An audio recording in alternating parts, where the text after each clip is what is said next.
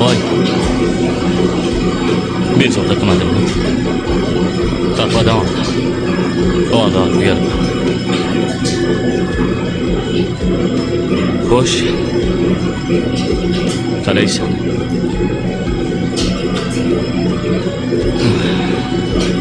Qiyin bo'lyaptimi? Ha? Maylimi senga bir ikki og'iz so'z aytsam? Sen judayam zo'r insonsan. Hozir hayotingda nima bo'layotganiga qaramay, sen har tong o'rningdan turib oldinga intilyapsan.